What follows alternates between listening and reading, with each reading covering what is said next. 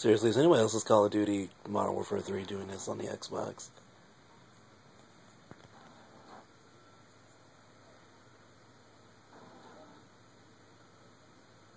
All warfare is based on deception.